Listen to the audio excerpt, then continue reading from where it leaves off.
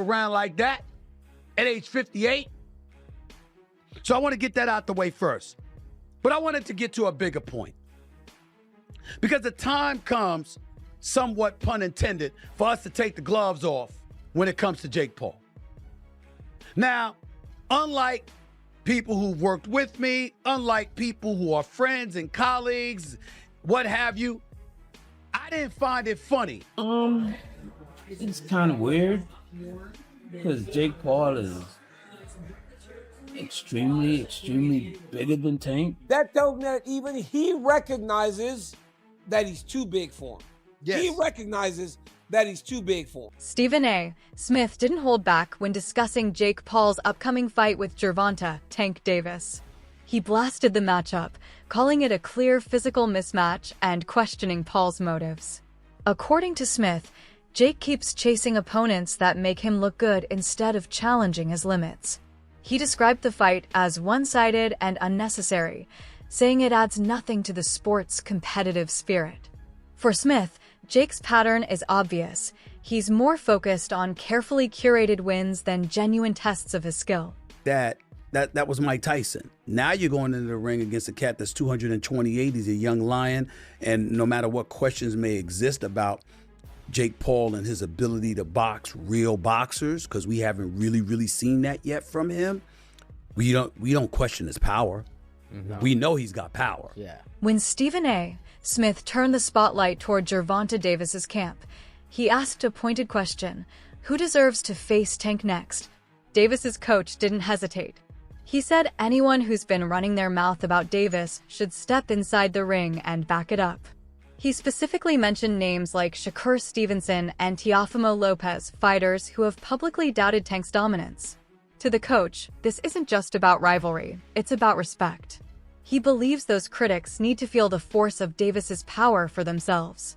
The goal isn't revenge, but a reminder. In boxing, talk means nothing until you face the man you criticize.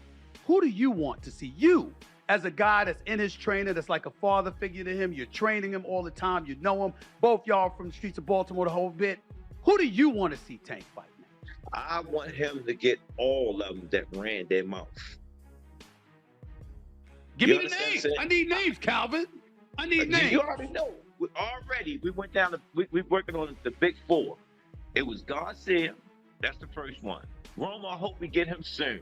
Shakur, he's going to get it. He know he's going to get it. It's just Bob is in charge of that. You know what I'm saying? Bob know what he's doing over there. You can't tell Bob how to run his game because he's like a vet at this. He's been doing it for so many years. That's going to happen. All the fights that we'll want, they have no choice. They're going to take the fight when it's time to take the fight. It's just right now, who's going to take the fight? That's the question. Comedian and commentator Aries Spears offered a brutally honest take on the spectacle. He called the Paul versus Davis event more of a show than a legitimate fight. To him, it feels like a circus disguised as competition. Still, Spears placed his confidence in Gervonta Davis, predicting a knockout before the third round.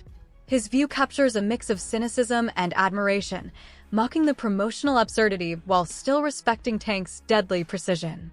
Spears summed up what many fans feel.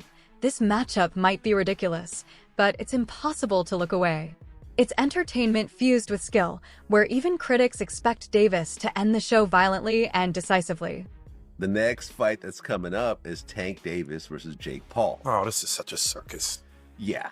Look, according to BetOnline.ag, Gervonta Davis is favored -240, Jake Paul's +190. So more than twice the odds for Davis. Davis is a lot smaller, but he's a real serious fighter. I'm predicting a third round knockout.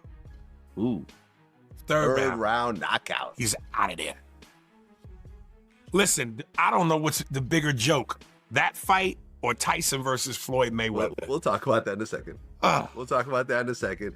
Yeah, this is honestly just disappointing. As a boxing fan, to just keep seeing these circuses happen over and over again. I don't know if the rumor's true, but I heard Floyd was talking about coming out of retirement to fight Crawford. Now that's got some panache to it. That'd be interesting. It but would be. I think Floyd will end up taking a loss. Finally. That's the thing. Yeah. He'd mess up that record. Yeah. And I would respect him for it because we know how much he's tried to protect the record. Take the risk. This is what great fighters are supposed to do. Yeah, but it's interesting because people were saying that Terrence Crawford should retire because he's, what, 43-0 at this point? Okay. He's like 37 years old. I personally don't think But he's still got the goods, though. Oh, he's got the goods. Yeah, he's still got the goods. Because Canelo was a monster.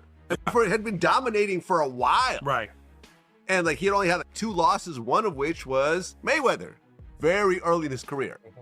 But this whole like Jake Paul, Gervonta Davis thing, just like, because Gervonta was supposed to fight Roach. There was supposed to be a rematch because it was, I believe, a draw last time. Yeah. So you go and fight Jake Paul instead? I'm sure it's a much bigger bag. Yeah. I'm sure it's a much bigger bag. And clearly that's what it's about. It's the bag, you know?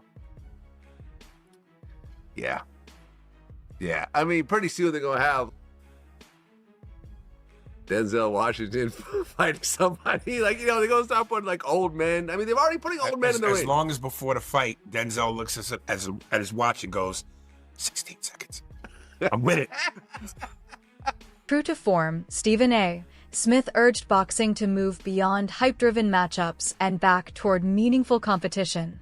He argued that Davis's immense talent deserves real challenges, not celebrity exhibitions. Smith said he'd rather see Tank revisit unfinished business with Ryan Garcia or step into the ring with elite technicians like Shakur Stevenson or Teofimo Lopez, fighters who could truly test his limits. His message was clear: fans want fights that matter. Smith believes only real, competitive battles will define Davis's legacy and restore boxing's lost sense of honor. To me personally, I want to see him fight a Garcia again. I want to see him fight a Teofimo Lopez, somebody like that that's got some power, somebody that has the potential to inflict some pain upon him, because I don't know if anybody can do it. And I've totally lost it with David Haney. After what I saw Ryan Garcia do to him, even though Ryan Garcia was a bit bulked up. Across the boxing world, frustration with Jake Paul's career path is growing louder. Commentators say his fights follow the same formula: pick opponents that spark headlines, not respect. They accuse him of building a resume based on spectacle, facing smaller, less experienced, or out-of-prime fighters to generate viral moments instead of legitimacy. While his events pull massive numbers online, many argue they cheapen the sport. To purists, Jake isn't evolving as a boxer, he's perfecting his role as an entertainer.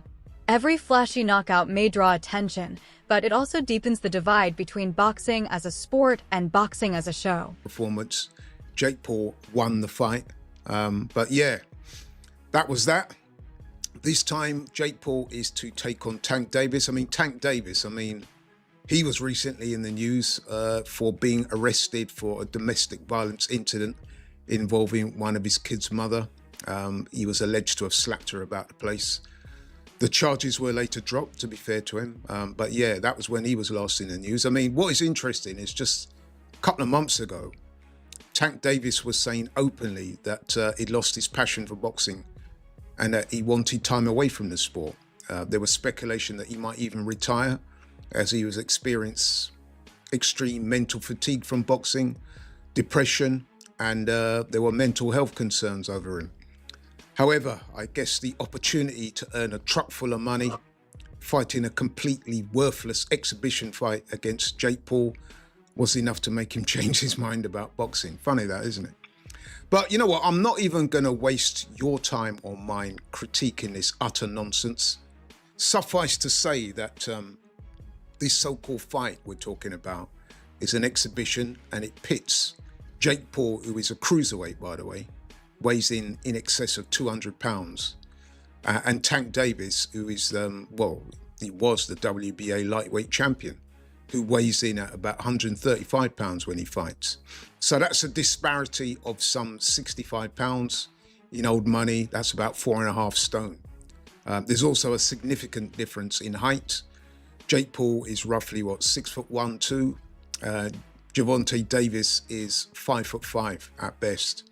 So, there's a height disparity there of some 8 inches. And once again, this is Jake Paul showing total disrespect to boxing, in my opinion. Critics are also turning their eyes toward Gervonta Davis himself. Some analysts claim his recent decisions seem driven more by profit than legacy. They point to the Jake-Paul matchup as evidence that even elite fighters now prioritize business over competition. There's no denying Tank's knockout power cells, and pairing him with a social media celebrity guarantees blockbuster numbers. But for boxing traditionalists, that's exactly the problem. They fear the sport's soul is being traded for pay-per-view success. Davis's greatness isn't in question, but whether he's chasing glory or just the next big payday remains an uncomfortable debate.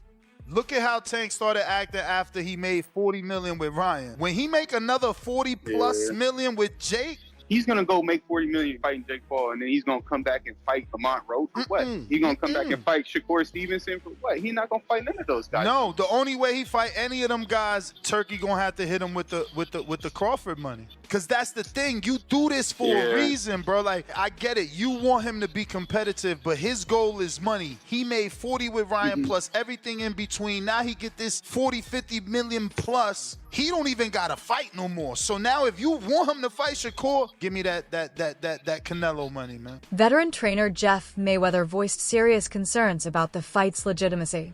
He pointed out the glaring size difference between Jake Paul and Gervonta Davis, emphasizing that boxing weight divisions exist to keep fighters safe and competition fair. In his view, the matchup violates that principle. Jake's natural size and reach advantage could make the contest dangerous and one-sided. Even with Davis's technical brilliance, Jeff warned, physics doesn't lie.